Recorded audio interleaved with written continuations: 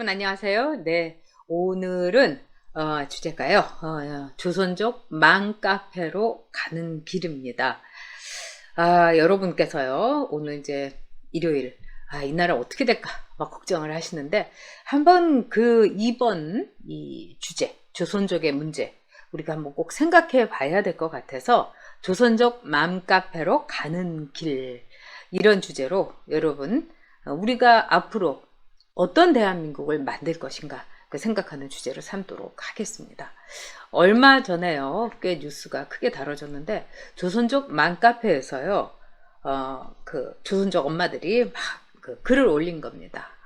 정말 왜 유치원에서 태극기에 대해서 우리 애한테 가르치는지 모르겠다.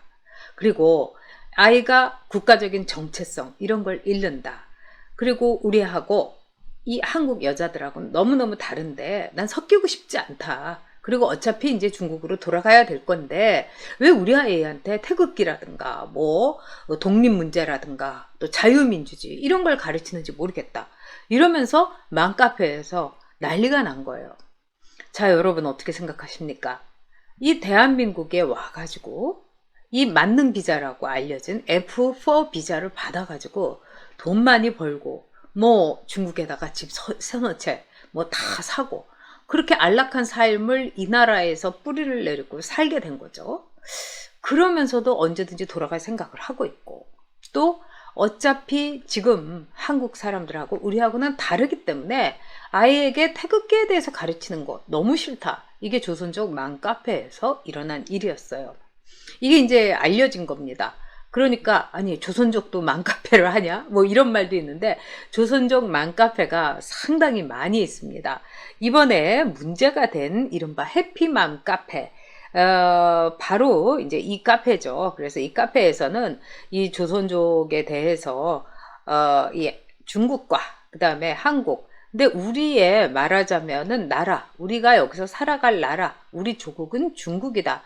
이제 확실하게 이제 얘기를 한 거다. 이렇게 볼 수가 있는 겁니다.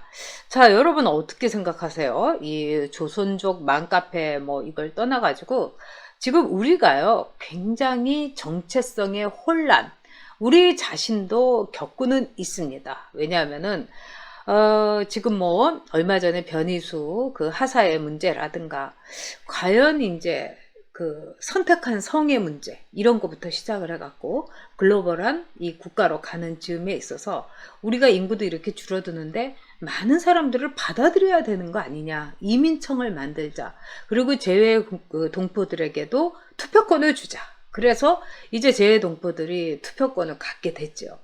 자, 이런 생각, 이런 현상, 우리에게 어떤 길로 가야 되느냐, 진짜 조선족 맘카페로 갈 것인가, 아니면 조선족 맘카페를 대한민국의 맘카페로 만들 것인가, 이 갈림길에 있다, 이런 생각이 듭니다. 답은 이미 정해져 있습니다. 미국과 마찬가지로 용광로처럼 샐러드 보울처럼 미국이라는 커다란 가치 속에서 수많은 민족을 우리가 용해하고 받아들이면 되는 겁니다. 그런데요, 이 조선족 매우 좀 우리로서는요 유심히 봐야 될 겁니다. 지금요 문재인 정권에서는 이 조선족에 대해서 굉장히 아주 우월한, 아주 특별 대우를 하고 있습니다. 그래서 우리가 재외동포를 조선족까지 치고 있어요. 근데 재외동포라는 이 범주에서 볼 때 조선족하고 재외동포하고는 약간의 차이가 있습니다. 조선족은요 이른바 중국에 있는 55개의 이 소수민족 중에 하나입니다. 중국 정부가 정한 게 조선족이에요. 그래서 해룽장성이라든가 또는 랴오령성, 그러니까 뭐 요동성, 그리고 또 이제 뭐 길림성, 이런 세 군데의 조선족들이 굉장히 많이 살고 있습니다.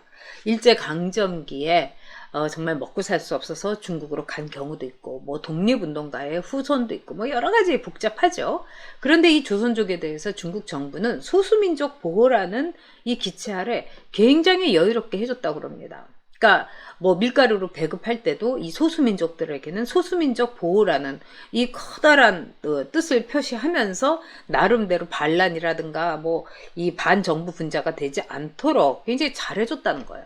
그래서 이 중국에 있는 조선족들은 중국 정부에 대해서 굉장히 좋은 생각을 갖고 있습니다. 예를 들면 홍콩 사태에 대해서 다 홍콩 사람들 나쁘다고 그럽니다. 그리고 시진핑이 잘하고 있다고 얘기하고요. 그 다음에 파륜궁, 이 종교단체가 가끔 집회하잖아요. 그럼 조선족들이 이렇게 지나갈 때 저는 우연히 듣게 됐는데 아이고 재수없구만 이러면서 딱 지나가는 걸 제가 봤습니다. 지금 우리나라의 이 조선족들 사회적으로 보나 경제적으로나 엄청나게 뿌리를 많이 내리고 있어요. 이 조선족 맘카페가 그런 점에서 아주 독자적인 조선족의 하나의 행태, 그래서 조선족이 정계에도 진출하고 뭐 이런 하는 형태를 하는 그 중간 과정이다. 이렇게도 볼 수가 있습니다. 여러분 한번 자료 한번 보시겠습니까? 자, 이제 아까 보여드렸던 중국과 이 대한민국의 이 갈림길, 이 두 번째로는요. 자, 이분은 누구냐면요. 더불어민주당의 박옥선이라는 이 사람이에요. 이 사람은 조선족입니다. 그런데 더불어민주당 귀한 중국 동포 특별위원장을 맡고 있어요. 그래서 비례대표로 뭐 40몇 번을 받았다고 합니다. 그러니까 정계 진출의 교두보를 마련을 한 거예요. 이 사람이 뭐라 그러냐? 지금 대한민국에서 이렇게 볼 때 한국 사람들의 중국을 혐오하는 혐중이라는 거는 너무너무 심각하다고 본다. 그리고 이제 이런 혐중을 없애기 위해서 법제도적인 정비가 필요하다. 근데 법적인 이 혐중을 막는 기반이 너무 미미하다. 와, 굉장히 위험한 말이죠, 여러분. 그러면서 앞으로 자기가 국회의원이 되고 또 더불어민주당 귀한 중국 동포 특별위원장으로서 인종차별을 금지하는 이 법을 만들겠다. 자, 이 사람이 이런 이야기를 했습니다. 여러분 어떻게 보세요? 이거 굉장히 제가 볼 때는 심각하다 이렇게 봅니다. 왜 그러냐? 이 사람은요, 말하자면은 중국 사람으로서 한국 정치에 들어와 있는 겁니다. 혐중이라는 거, 혐한보다 더 심각합니까? 전 그렇지 않다고 봅니다. 중국 정부가 한국에 대해서 한 일을 생각해 보십시오. 이거는 완전히 예전에 자기네들에게 조공 가치는 변방의 오랑캐처럼 생각하는 겁니다. 근데 위험한 것은 뭐냐? 법 제도를 정비하겠다. 혐한을 막고 그 다음에 중국 동포들의 즉 조선족들의 사회 진출 대한민국에서 잘 살 수 있도록 말하자면 법 제도를 정비하겠다. 무서운 말이죠. 문재인 정권이 어떻게 했습니까? 사법부를 장악함으로 해서 진짜 천년 만년 정당을 만들고 그 꿈을 실현하겠다. 이거하고 똑같은 거다. 이렇게 볼 수 있습니다. 어쨌든 문재인 정권 아래서 이 조선족은요, 특별 대우를 받고 있습니다. 그래서 조선족들은요, 현재 뭐라고 할까요? 경제도 또 집도 엄청나게 장악하고 있습니다. 여러분 한번 보시겠습니까? 이게 F1, F4 비자 취득 오세요 해결해 드립니다. 뭐 시험을 보면서 이 F4 비자를 받을 수 있다 이겁니다. 이 F4 비자는 재외동포 비자인데요.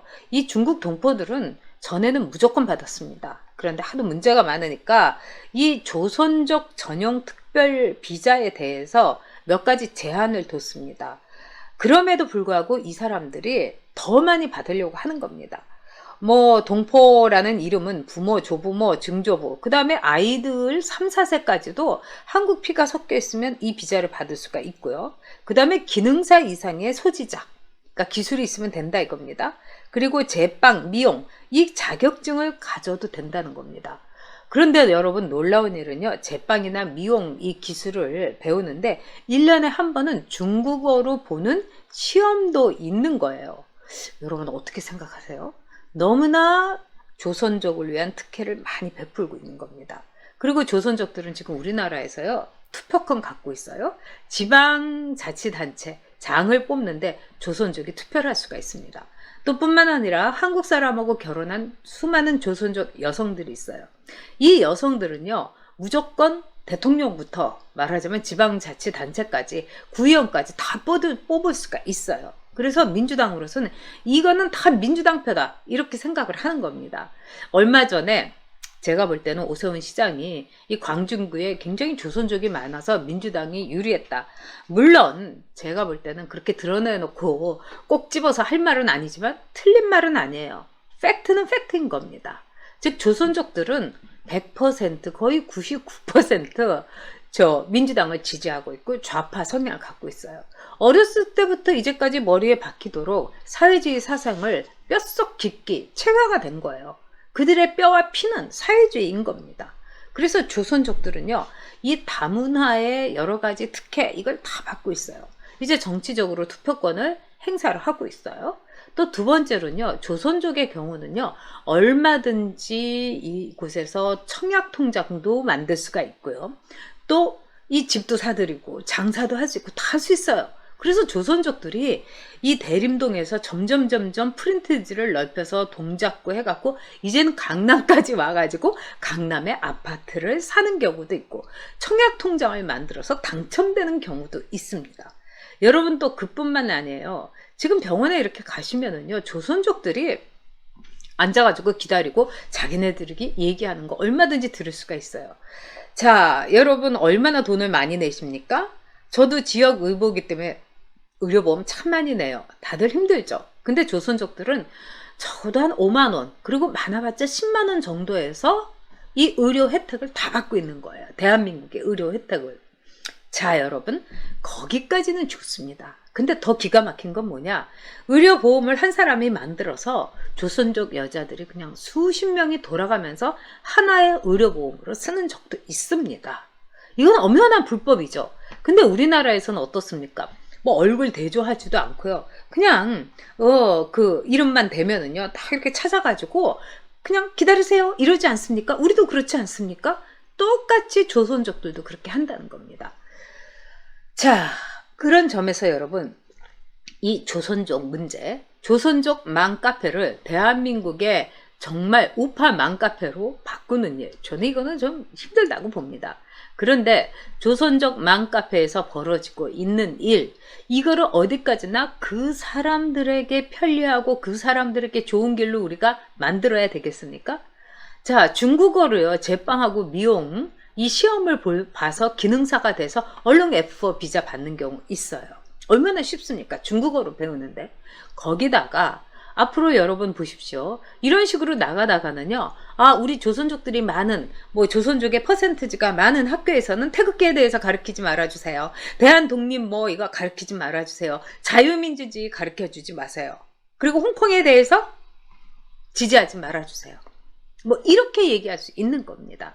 그리고 문재인 정권은 이 조선족들을 통해서 우리들의 표밭이라고 생각해갖고 조선족을 계속 이렇게 오냐오냐 하고 있습니다. 저는요, 여러분, 글로벌주의자입니다. 그리고 성을 쌓아서는 안 되고 다리를 놔야 된다고 생각하는 사람이에요. 그렇지만 조선족에 대한 이 기이한 특혜, 그리고 그것을 악용하는 조선족이 있다는 것, 이건 또 우리가 현실적으로 인식하고 이 불법과 이 폐단을 반드시 없애야 되는 겁니다. 이거는 적폐인 거예요, 여러분. 자, 그런 점에서 조선족 맘카페로 가는 길, 자, 이들을 대한민국이라는 커다란 하나의 용광로에서 또는 샐러드볼에서 함께 버무려서 대한민국의 국민으로 살게 하는 것, 이것도 우리의 큰 과제인 겁니다. 우리가 왜 정권 교체를 해야 되나? 바로 이런 우리의 의무, 또 우리 자손들을 위한 우리의 책무가 있기 때문입니다. 자, 조선족 맘카페, 앞으로 여러분 유익있게 조선족 정책 다음 대통령 후보한테도 체크하셔야 될 겁니다.